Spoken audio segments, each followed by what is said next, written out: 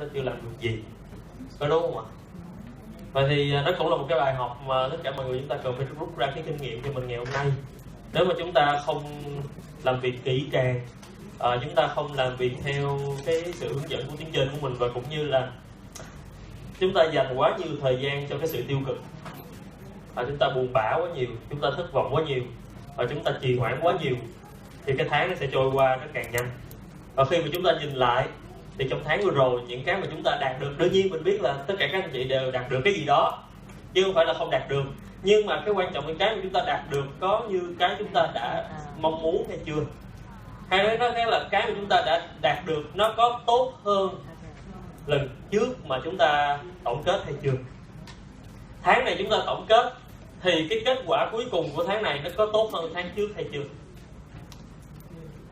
Thì mình cũng không biết là có tốt hơn hay không, nhưng mà mình thấy là trong hệ thống của mình thì thật ra nó cũng vậy, nó không có sự phát triển gì mấy.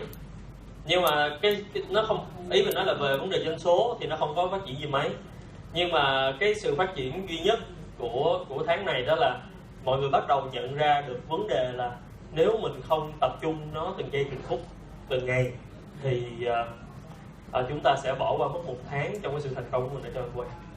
Hay nói khác là mọi người chúng ta không tập trung, tức là chúng ta sao lãng vì những công việc khác, vì những cái chuyện khác. Đôi lúc chúng ta cảm thấy là chuyện đó nó cũng không phải là ảnh hưởng gì lắm tới quay, nhưng mà chúng ta sao lãng thì chính chúng ta là cái người mà bị vấn đề nhiều nhất trong cái kinh doanh của mình, hay nói khác là trong cái việc mà chúng ta thay đổi cuộc sống của mình, đúng không? Vậy thì hôm nay Bình sẽ nói về một vài chuyện để chúng ta có thể là cải thiện trong tháng sau. Nhưng mà đây cũng là cái mà chúng ta cần phải ôn lại và nhắc nhở với nhau. Đó là cái mục tiêu mà chúng ta đặt ra là Alaska năm sau, có nghĩa là chúng ta phải đạt là Founder Platinum trong năm sau. Thì như tất cả mọi người đây đều biết rồi, mình không cần phải nói thêm.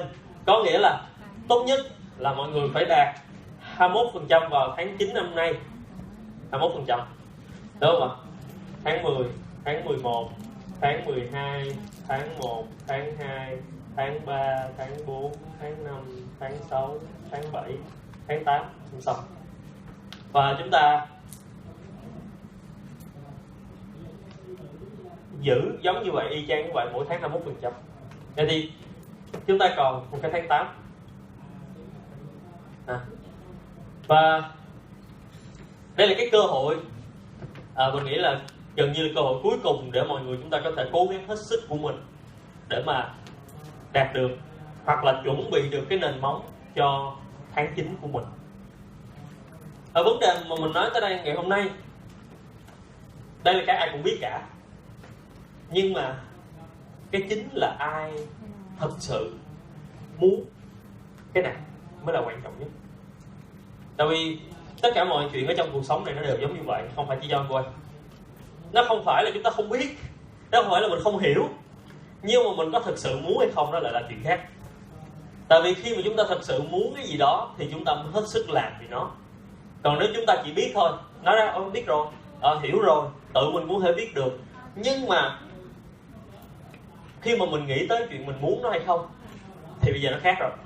Có nhớ không ạ? Khi mà chúng ta nghe Amway công bố về cái chuyến đi du lịch tưởng thưởng đi Alaska là vào tháng mấy? Nhớ không ạ? Tháng 6, hình như ngày 18 đúng không ạ? 18 tháng 6. Và lúc đó mọi người đều rất hào hứng, và mình cố gắng mình chạy cho tới cuối tháng 6 và kể cả là qua tháng 7.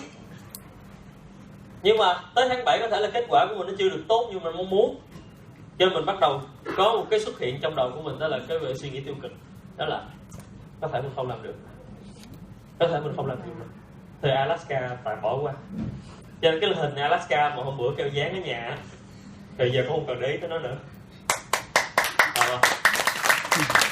Rồi cái hình Alaska để trong cái điện thoại của mình á, hoặc là trên màn hình desktop á, rồi mình đổi qua hình khác.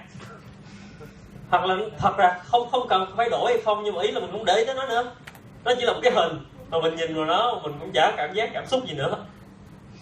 Nhưng mà câu chuyện mình nói ngày hôm nay là cái gì? Thực ra đó là suy nghĩ thông thường thôi của tất cả mọi người. Khi mà chúng ta án chừng là cái chuyện đó không thể nào xảy ra được, cái án chừng đó của chúng ta cảm thấy là nó không tới được, hoặc chúng ta cũng thấy thôi cũng không sao, cũng không chết. Tin vui cho anh quay là mình không đạt được Alaska thì mình cũng không sao, không có bị bắt, không bị bỏ tù, không có thiếu nợ, không chết, cho nên thôi cứ từ từ cũng được, phải không ạ? Nhưng mà đương nhiên tuyến trên thì không thể trách mọi người, đã là tuyến trên thì không được trách tuyến dưới. Cái người tuyến trên nào mà trách tuyến dưới của người là nghĩa là người tuyến trên rất dở. Đó là cái mà chúng ta được học ở trên Amway, đó là mình không được nói lời tiêu cực với người khác, và nhất là tuyến dưới của mình không được trách móc tuyến dưới, tại vì họ không phải là lính của mình không trả tiền thuê cho họ, không trả tiền công cho họ. Và nhưng mà mình biết rõ trong đầu là tất cả mọi người ở trong Amway, nhất là trong hệ thống này, thì tuyến trên của mình sẽ không trách mình đâu. Ở tuyến trên thì rất là muốn mình thành công, mà mình không thành công được, cho dù là tháng vừa rồi mình không lên được, thì tuyến trên có giận thế nào cũng không dám mở miệng ra trách mình, tại vì đã được huấn luyện là không được trách, cho mình càng không sao nữa, được không ạ? Nhưng mà mình biết như vậy, tất cả những anh chị tới đây ở đây thứ 6 hàng tuần, thứ 3 và cả thứ 6, và nhiều anh chị là ở tỉnh khác tới đây, chứ không phải là chỉ ở thành phố Hồ Chí Minh tới. Thành phố Hồ Chí Minh tới quá đơn giản đâu mà, nhưng một số anh chị tới còn ở tỉnh khác nữa. Có nghĩa là mọi người trong tim của mình nó vẫn có một cái ngọn lửa, có thể là lớn hay nhỏ, mà mình vẫn muốn thành công ở trên quê, chỉ là nó có cái khó, nó có cái gì đó khó mà mình không đạt được. Nó có rất là nhiều thứ, có thể là vướng chuyện gia đình, nó cũng có thể là bạn bè từ chối nhiều quá mà mình bảo trợ hoài mình cũng không biết là tại sao nó vẫn chưa có người đăng ký, vẫn chưa chịu làm với mình. Và cũng có thể là do cái doanh số của mình bị một nhánh nào đó của mình mà nó không có tiếp tục phát triển tốt như lúc mới bắt đầu, rồi mình cũng cảm thấy nản chuyện đó. Rồi cũng có thể là do chính bản thân của mình bị vướng công việc, bị vướng gia đình, bị vướng cái này vướng cái kia tùm lum hết. Mà cũng có thể là do mình buồn thời gian nó quá dài, rồi khi mình tỉnh lại cái mình phát hiện ra mất một tuần rồi, tôi tháng có 4 tuần thì mất một tuần buồn rồi, thì bây giờ nó không kịp nữa hết. Thì mình cũng không biết là cái nào, nhưng mà mình nghĩ là đa số mọi người đều dính những cái đó, đúng không ạ? Vậy thì cái chúng ta quay lại ngày hôm nay thì chúng ta phải hiểu như vậy, làm ở Amway, cái người thành công hay không là cái người mà họ học được cái chữ làm chủ này thực sự 100% làm chủ. Cho nên khi mà chúng ta có cái động thái của người đi làm thuê, thì thông thường chúng ta sẽ có những nỗi buồn xuất hiện. Rồi khi mà đấu tranh so sánh giữa cái chuyện lựa chọn làm Amway hay đi làm chuyện khác của mình, thì mình sẽ lựa chọn chuyện khác chứ không làm Amway. Thì cái người làm chủ thì họ sẽ lựa chọn làm công việc kinh doanh của họ, tại vì họ bỏ vào đó vài trăm triệu, vài tỷ, trên bắt buộc họ sẽ đi làm. Trong cái chuyện lựa chọn là nên đi du lịch với gia đình hay là ở lại đi hội thảo, thì cái người mà làm chủ ở Amway họ sẽ chọn là đi làm Amway. Nhưng cái người mà đi có suy nghĩ làm thuê thì sẽ là du lịch với gia đình. Thật ra nó không có gì sai cả, và mình cứ nhớ cái câu của Tony mà người Thái Lan, Ebro người Thái Lan nói rất là hay. Đó nghĩa là khi bạn không có mục tiêu thì bạn làm cái gì cũng đúng. Nhưng mà nếu mình có mục tiêu thì mình sẽ cảm thấy là cái chuyện mình đi du lịch với gia đình trong khi mình đang chạy mục tiêu là Amway thì đó là sai, đúng không ạ? Vậy thì mình nghĩ cái chuyện đầu tiên mà làm cho mình không thể thành công được là do chính suy nghĩ của mình. Chính suy nghĩ của mình không thể thành công được. Dạo gần đây mình thấy rất là nhiều việc, và mình muốn kể cho mọi người nghe một số cái việc mà muốn bàn thảo cho mọi người ngày hôm nay, và nó có tính động viên một tí. Coi TV á, thì hiện tại mọi người cảm thấy là cái nhân vật nào mà kiếm được tiền nhiều nhất ở trong showbiz?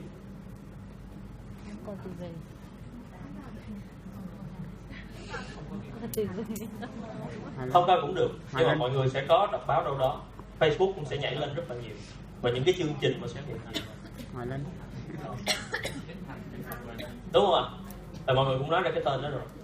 Nhưng mà thời điểm trước chúng ta lùi lại trước cái người như là Trấn Thành, Trường Giang thì cái người nào nổi? Ok, Hoài Linh đúng không ạ? Trước Hoài Linh nữa Đàm Vĩnh Hưng, có đúng không ạ?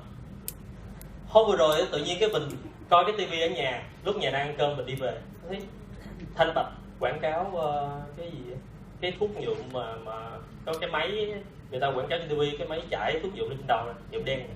Quảng cáo trên TV, cái chương trình quảng cáo thì nó kéo dài mấy phút á, là chương trình mà sư bên cánh nói ủa hồi xưa Thanh Bạch có một cái thời là MC mà không ai qua được. Nhưng bây giờ mình nghĩ là cái giá Thanh Bạch cũng không còn mắc như ngày xưa, có đúng không ạ? Hay mà nói cách khác là thật ra khi chúng ta cứ tưởng là ở thời điểm nào đó cái người đó rất là nổi, thì thật ra thời điểm sau sẽ có người họ nổi hơn. Nên chúng ta nhìn lại cái người như Trấn Thành này, có giỏi không ạ? Mình cảm thấy rất giỏi, rất là đầu tư về đầu óc, về học hành, về tất cả mọi thứ. Vậy thì ý mình nói cái gì? Thì hôm nay các anh chị chúng ta thấy được, thí dụ nói cái nữa đi. Thời điểm trước, nếu mà nói về Rockefeller có thể mọi người không biết, nhưng ông đó là ông vua dầu mỏ, là một cái người mà giàu nhất thế giới. Thì mình nghĩ là ở thời điểm mà của Rockefeller thì không có ai nghĩ là có thể giàu hơn cái ông Rockefeller đó. Nhưng sau đó lại sinh ra cái người như là Bill Gates, đúng không ạ? Rồi chúng ta cứ nghĩ là rất là nhiều người giàu như vậy, nhưng mà tự nhiên đâu lòi ra một cái thời điểm, lòi ra một cái ông mà xấu ơi là xấu, lùn ơi là lùn, người Trung Quốc, check mà, và nổi ơi là nổi. Và trước đó chúng ta chả biết Alibaba là cái gì hết, nhưng cuối cùng là ông thành công. Mình không nói là những cái người đó họ theo kiểu là thành công sai. Thật ra những cái người đó đều rất giỏi, cực kỳ giỏi, và là trở thành từ cái người mà bình thường không ai biết tới, sau đó trở thành cái người giàu nhất Trung Quốc. Như vậy thì ý mình nói là cái người mà có thể thành công ở trong quay cũng vậy. Ở mỗi thời điểm khi chúng ta thấy mọi thứ nó đang bình, nó không có gì phát triển ghê gớm lắm, thì bất cứ ai ở trong đây vẫn có thể trở thành một cái ngôi sao sáng nào đó mà sau này không ai biết được, đúng không ạ? Sao ạ? Thì cái câu hỏi cái người đó là ai? Cái người đó là ai? Mình nghĩ như vậy. Đầu tiên, cái người mà có thể trở thành cái ngôi sao sáng như vậy, họ tin là họ có thể thành công mới được. Cho nên nó bắt đầu từ cái niềm tin của mình, là mình phải tin là mình phải thành công mới được. Tại vì cái suy nghĩ là như vậy, nếu mà mình tin mình sẽ là cái người thành công trong cuộc sống, thì cái xu hướng của mình sẽ đi tới những cái chỗ mà dạy cho mình làm sao để trở thành cái người thành công. Tiếp xúc với những cái người mà họ sẽ chỉ cho mình là làm sao để thành công trong cuộc sống. Chúng ta sẽ nghe băng đĩa, chúng ta sẽ đọc sách, tất cả mọi thứ liên quan tới chuyện là cái cách nào để chúng ta có thể thành công được, có đúng không ạ? Nhưng mà nếu chúng ta nghĩ tới chuyện là chắc mình không thành công chưa? Không thành công được đâu. Mình không thể nào giàu giống như cái ông này, không thể nào giàu như bà nọ được đâu. Mình quá xấu xí, mình quá không có điều kiện, mình quá là không có khả năng. Nếu mình nghĩ như vậy, mình không biết ở trong đây có ai đang nghĩ như vậy hay không. Đó là Founder Platinum năm sau không liên quan tới mình, Platinum năm sau cũng không liên quan tới mình. 21% ở cái tháng thứ 9 này bây giờ nó quá gần đi. Bây giờ mình còn có 0% mà mình chưa có tiếng dưới gì mấy nữa, thậm chí cũng chưa ai đi theo mình nữa. Và cái nhóm của mình bây giờ nó cũng tùm lum, cũng có tiếng dưới nhưng mà nó cũng chẳng ra gì hết. Rồi mình đi hội thảo cũng chẳng có ai đi chung mình hết. Cho nên nói là năm sau đi Alaska sẽ không có mình. Mình không phải nói tới chuyện là đi Alaska được hay không, nhưng mà cái quan trọng ban đầu mà mình bắt đầu nghĩ tới chuyện là sẽ không có mình đâu, thì cái chuỗi ngày của tháng 8, tháng 9, tháng 10, tháng 11 nó sẽ là đi chậm, đi từ từ, chậm rãi, được thì thôi, là đi hội thảo, rồi tiếp tục làm. Như một con ong chăm chỉ, nhưng mà rất là chậm, như một con rùa. Và mình nghĩ là cái đó mọi người từng trải qua, có đúng không? Cái vấn đề nó nằm ở chỗ là mình không tin. Mình không tin là mình có thể đạt được 21% ở trong cái giai đoạn này. Nhưng mà cái câu chuyện là rất là nhiều người ở trên quê họ có thể đạt được 21% trong vòng 2 tháng, 3 tháng, và họ làm hết sức của mình để có thể đạt được. Và nếu anh chị ở đây chúng ta đặt mục tiêu Ruby, thì cái chuyện của mình tức là 20.000 PV, thì mình cần phải làm gì? Nếu mình đặt mục tiêu là 10.000 PV, ở tháng sau, cho dù tháng này mình mới có 600 PV thôi, thậm chí một số bạn không PV tháng này, mình đặt mục tiêu tháng sau là 5.000 PV, thì chuyện mình cần phải làm là gì? Chúng ta sẽ thấy như vậy. Cái người mà họ không tin là họ có thể thành công được, thì cái suy nghĩ của họ nó sẽ chấm dứt ở đây, phải đúng không ạ? Phải có từ từ, không liên quan, không có gì cả. Nhưng mà cái người mà họ tin, có thể không phải là 100% tin, nhưng mà đâu đó bắt đầu lóe trong đầu của họ lên một cái suy nghĩ là nếu mình thực hiện được cái chuyện đó thì nó rất là thú vị. Nếu mình thực hiện được chuyện đó thì nó sẽ trở thành một cái gì đó rất là thần kỳ, một cái gì đó mà mình sẽ có cái tự hào về sau khi mà mình chia sẻ với người khác. Tôi từ một cái người mà chưa có ai ở trong nhóm của mình, chưa có doanh số gì lên hết, tháng sau tôi bùm cái trở thành 15%, và tháng tiếp theo tôi trở thành 21%, và tháng tiếp theo tôi trở thành Ruby. Chúng ta cảm thấy chuyện đó làm sao? Rất là thú vị, có đúng không ạ? Có bao giờ mình làm chuyện gì mà cảm thấy rất là thú vị mà mình tự hào về mình không ạ? Nghĩ thử trong cuộc đời của mình có cái gì nó thú vị tới cỡ đó không ạ? Có thể một số anh chị có thể một số anh chị là không. Nhưng mà nó không quan trọng. Quan trọng là mình có muốn thử làm tới nó hay không, có thể thử cái cảm giác đó hay không. Nó không nói tới chuyện là mọi người làm tới đó thì mình được cái gì, nhưng mà cái cảm giác khi mình đạt được tới đó tôi rất là tự hào, có đúng không ạ? Không phải là chuyện đó không làm được, mà chẳng qua là chính bản thân của mình nghĩ mình không làm được thôi. Tại vì có rất là nhiều người họ làm được. Đồng ý không ạ? Chúng ta nghe nhiều câu chuyện. Vậy thì cái người mà họ tin và cảm thấy cái điều đó thú vị thì họ sẽ bắt đầu nghĩ tới, có đúng không ạ? Họ nghĩ là có thể đâu đó mình cũng sẽ làm được. Sau khi mình nghe Bình nói ngày hôm nay, nếu mà chúng ta có một cái hy vọng nào đó, có thể cũng làm được, thử coi nó làm sao. Vậy thì chúng ta sẽ bắt đầu đi làm thử. Chúng ta sẽ bắt đầu đi tìm kiếm cái cách làm, đúng không ạ? Mình đang diễn tả thử cho mọi người hiểu là sắp tới chúng ta phải làm cái gì. Vậy thì nếu mọi người đặt mục tiêu là tháng sau phải 5.000 PV, nếu bây giờ không có PV gì hết. Nếu mọi người đặt là đang 12%, đặt tháng sau 21% luôn, vậy thì chúng ta còn một cái khoảng cách là khoảng 7.000 PV. Như vậy thì chúng ta tìm kiếm cái cách làm, và chúng ta tìm kiếm làm sao? Chúng ta đi kiếm tuyến trên của mình, và chúng ta thành lập cái mục tiêu và lập cái kế hoạch. Như vậy thì để làm được bao nhiêu đó PV thì đương nhiên không phải liên quan đến chuyện bán hàng, mà liên quan tới chuyện thí dụ bây giờ mình cần phải làm ra bao nhiêu nhánh, và mình giúp cho mỗi nhánh đạt được bao nhiêu. Như vậy thì nó sẽ cụ thể hơn, đúng không ạ? Vậy thì trong cái khả năng của mình đang bị thiếu về cái gì? Sản phẩm mình cần tập trung vào cái gì để cả nhóm của mình cùng có thể chạy theo được? Mình nhớ cái câu chuyện của một bạn ở Đà Nẵng, và bạn đó tham gia vào trong hệ thống của chị Quỳnh Châu. Tham gia tháng đầu tiên, thật ra bạn tham gia vào cái lúc đó là ở trong cái tháng đó thì khoảng giữa tháng rồi. Nhưng mà sau khi bạn đi học hỏi tất cả mọi thứ thì qua tháng tiếp theo bạn lên 21%. Và mình kể cho mọi người nghe bạn làm cái gì để mà lên được 21%. Tại vì mình cảm thấy là cái cách đó rất đúng. Cách đó rất đúng. Bạn đã làm như sau. Bạn đi hội thảo và cảm thấy hào hứng và cho anh quên, và bắt đầu là tin, đúng không ạ? Vậy thì sau đó tìm cách làm, và bạn chạy tới hỏi chị Châu: chị, bây giờ em muốn lên 21% ở tháng sau thì em phải làm cái gì? Vậy thì lúc mà người ta thực sự tin đó, thì người ta mới có thể hỏi cách này. Còn nếu người ta không tin thì người ta không. Tại vì một tháng lên 21% thì không phải đơn giản đó, đúng không ạ? Và rất nhiều người ở đây, đương nhiên tất cả mọi người đều nghĩ là không làm được. Nhưng mà cái người đó tự nhiên suy nghĩ là nếu mà tôi trở thành 21% mà trong cái tháng này thì rất là hào hứng. Cho nên qua hỏi chị Châu thì chị Châu chỉ mới trả lời vậy. Thật ra chị cũng chưa bao giờ làm, khi mà chị làm quay cũng chưa bao giờ là một tháng mà lên 21% hết. Nhưng mà chị sẽ chỉ cho em được là những cái người lên 21% họ từng làm qua cái gì. Như vậy thì em làm trong vòng một tháng tất cả những cái chuyện đó thì em thành công. Vậy thì thật ra đó là 3X1M. Và việc của bạn đó làm đó là trong những cái ngày đầu tiên của đầu tháng, bạn mua tất cả sản phẩm Amway và sử dụng và tìm ra cái điểm tốt của cái sản phẩm so với những cái sản phẩm ở ngoài thị trường khác đang sử dụng. Đó là cái điểm đầu tiên bạn làm. Cái điểm thứ hai đó là bạn cùng với khoảng 2, 3, 4 người bạn gì đó của mình và rủ họ làm cái kế hoạch để thành công ở trong Amway.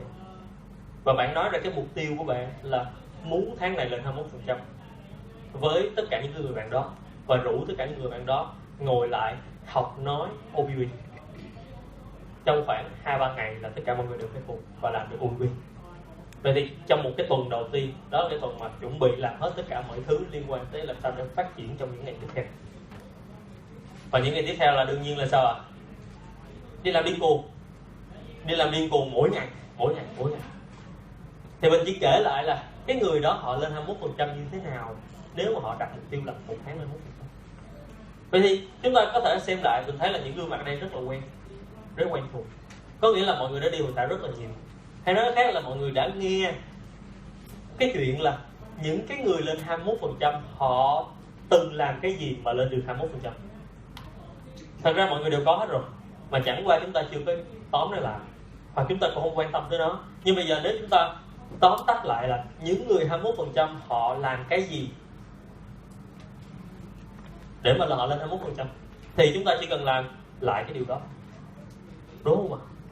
Nhưng mà nó cần một cái trái tim mà nó có nhiệt huyết, nó cần một cái trái tim mà nó có sự hào hứng, và nó cần có một cái sự dũng cảm là dám làm. Tại vì khi mà chúng ta bước ra chúng ta làm, chúng ta biết là nó sẽ có vấn đề là ở chỗ là bị từ chối, bị thế này, bị thế kia. Đôi lúc chúng ta sợ, giống như hồi bé mà chạy hồi té là khóc cái sau đó là không dám chạy nữa. Giống như mình vậy, mình bị từ chối vài ba lần cái bắt đầu mình không dám mạnh dạn nữa. Mình bắt đầu chia sẻ ôi quy rất là nhẹ nhàng, rất là năn nỉ, giống như kiểu mà Ánh nói mà mình nghĩ cũng không mọi người hay làm vậy, có nghĩa là bán Amway rất là rẻ. Và tại vì mình bán Amway rất là rẻ, trên đó là lý do mình càng thất bại. Chúng ta làm cái gì đó mà nó có cái sự sợ hãi trong người, có cái sự lo lắng trong người của mình, thì nó không có kết quả tốt. Chứ mọi người xem lại cái lý do mà có thể mình OV hoặc là chia sẻ nó không tốt là tại vì nó có sự sợ hãi vậy. Lỡ người đó không đăng ký thì sao, đúng không ạ?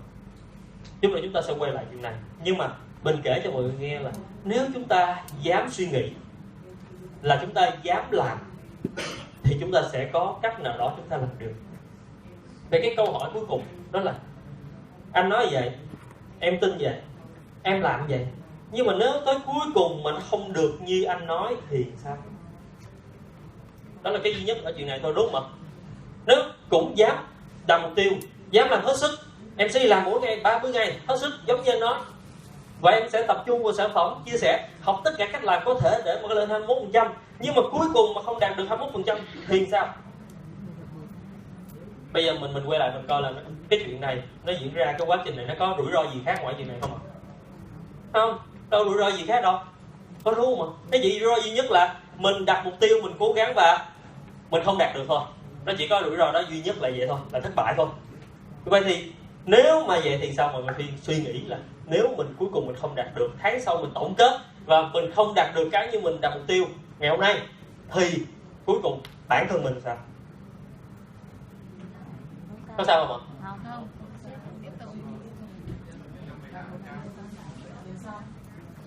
Mình muốn mọi người suy nghĩ, nhưng mình trước khi mà nói tới chuyện là nó có sao hay không, mình phải nói tới chuyện làm chủ.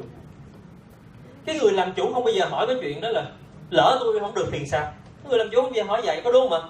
Cái người hỏi vậy chỉ là cái người làm thuê mới hỏi vậy thôi. Cho nên do cái suy nghĩ của mình nó theo thiên hướng làm thuê, thì cái hành động của mình nó sẽ theo hướng chuyện làm thuê, cái thói quen nó sẽ theo chuyện làm thuê, và kết quả là làm thuê. Nhưng mà nếu mình tập cái suy nghĩ của người làm chủ hết mình, đạt được thì được, không được không sao, đạt được thì làm, không sao hết. Khi mà mình mở ra một cái kinh doanh riêng của mình, một cái cửa hàng, một cái quán cà phê hay gì đó, mình bỏ tiền vào trong đó, mình có bây giờ mình suy nghĩ là lỡ mà nó không thành công được thì sao, rồi sau đó mình co lại mình không mở. Những người làm chủ không ai làm vậy hết, đúng không ạ? Họ đi làm trước đã, rồi sau đó họ mới tìm cách điều chỉnh làm sao cho kinh doanh của họ tốt hơn, làm sao cải thiện nó tốt hơn, chứ không bao giờ nghĩ tới chuyện là lỡ mà nó không được thì nó làm sao. Tại vì nếu mà nghĩ lỡ mà không được thì đương nhiên cái người đó sẽ không ra làm chủ được. Đúng không? Tại vì mình muốn nói cái điều này để cho mọi người hiểu được là thứ nhất, cái người thành công có thể xuất hiện từ bất cứ đâu, nhưng mà một cái người thành công họ có thể thành công được thì nó bao gồm nhiều yếu tố. Đó là họ phải tập trung cải thiện bản thân của họ về kỹ năng, về suy nghĩ như một cái người làm chủ, và họ phải có sự dũng cảm, và họ phải làm chuyên nghiệp, đó là đặt mục tiêu, và họ phải có cam kết, đó là hành động mỗi ngày. Và cam kết đó là cam kết của người làm chủ, chứ không phải là đợi tiếng trên mình kêu đi làm thì mình đi làm, đợi tiếng trên động viên thì mình đi làm. Em ơi, anh ơi, em nản quá, em chán quá, cho nên hôm nay em không làm. Em mới thất tình cho nên em không làm. Vâng, đương nhiên cái đó mọi người nói ra nó đều đúng không sai, mọi người có quyền không làm, nhưng mà mình đang nói tới chuyện là cuộc đời là của mình chứ không phải cuộc đời là của tuyến trên của mình, đúng không? Như vậy thì mình coi lại cái chuyện này, mình nói lần nữa là như cái câu chuyện mình kể mọi người nghe nãy giờ, cái người thành công có thể xuất hiện từ bất cứ đâu, có thể là trong phòng này sẽ xảy ra cái chuyện là một cái người làm nên kỳ tích, 2 tháng tới 3 tháng tới Ruby, và năm sau nhảy lên thậm chí lên Emerald hoặc là kim cương trong vòng 1 năm. Ở Thái tất cả mọi người đều nghĩ là kim cương đều diễn ra là trong khoảng là 2 năm mấy mới có thể trở thành kim cương được, cho đến khi có một cái người nọ xuất hiện 13 tháng trở thành kim cương, thì người ta mới suy nghĩ là ồ, như vậy thì mình hoàn toàn có thể là trong 1 năm trở thành kim cương được. Nhưng mà mình không nói chuyện là khi bạn đăng ký và bạn lên 13 tháng trở thành kim cương, có thể là cái người đó họ có đúng thời điểm hay gì đâu mình không biết, nhưng mà chúng ta nói tới chuyện là bây giờ chúng ta đặt mục tiêu ngày hôm nay, chúng ta quyết định từ ngày hôm nay và trong một năm tới chúng ta trở thành kim cương cũng được. Có một số anh chị tham gia đã 3 năm rồi, có một số anh chị tham gia đã 5 năm rồi, không sao, nhưng mà ngày hôm nay mình quyết định và 1 năm sau mình trở thành kim cương, nó cũng đáng để tự hào mà, đúng không ạ? Khi mà mình nghe cái câu chuyện chia sẻ là có anh kia tham gia quay 7 năm rồi là Founder Platinum, nhưng mà cái ngày anh quyết định và anh trở thành kim cương ở năm thứ 8, nó cũng là câu chuyện rất là hay mà, đúng không ạ? Cho nên thì chúng ta cũng cần câu chuyện đó, và tất cả mọi người đây đều cảm thấy tự hào vì câu chuyện đó, thì tại sao mình không đặt giống như vậy? Và quay lại câu hỏi ngày hôm trước, Bình hỏi mọi người là khi nào chúng ta đặt mục tiêu, đặt cái hạ quyết tâm của mình là quyết định ngày hôm nay, từ ngày hôm nay mình phải thành công cho bằng được. Cái câu hỏi là khi nào, và đôi lúc chúng ta không biết trả lời là khi nào. Và mình muốn nói với mọi người là nếu hôm nay chúng ta không quyết định luôn để thành công trở thành cái người, tức là để hành động để trở thành cái người thành công, thì năm sau chúng ta quyết định thì nó cũng vậy thôi. Rồi 3 năm sau hoặc 3 năm sau chúng ta mới có dũng khí chúng ta quyết định thì nó cũng vậy thôi. Rồi chúng ta lại tiếp tục phải học hỏi cách làm, và chúng ta phải xây dựng nhóm, chúng ta lại phải bảo trợ mỗi ngày hai người ít nhất, rồi chúng ta lại phải đi chia sẻ, chúng ta lại tập trung cái thời gian của mình để làm quay, chúng ta lại cố gắng tạo ra người ở trong cái trung tâm của mình, chúng ta lại tập trung vào trong cái LRC của mình hoặc là những hội thảo lớn. Đó là cái cách của những cái người thành công đã làm, mọi người đã biết đúng không ạ? Vậy thì năm 2016 chúng ta không làm thì năm 2017 làm, 2017 không làm thì 2018 làm, 2019 làm. Thì khi mà mọi người quyết định thì đó là lúc mọi người làm. Như vậy thì cái câu hỏi là nếu chúng ta không làm hôm nay mà chúng ta đợi năm sau làm thì nó có gì khác nhau không?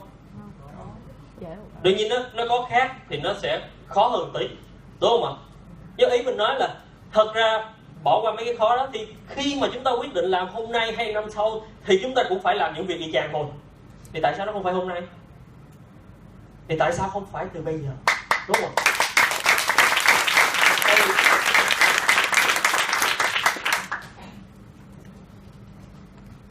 Nói lại mọi người, mình muốn là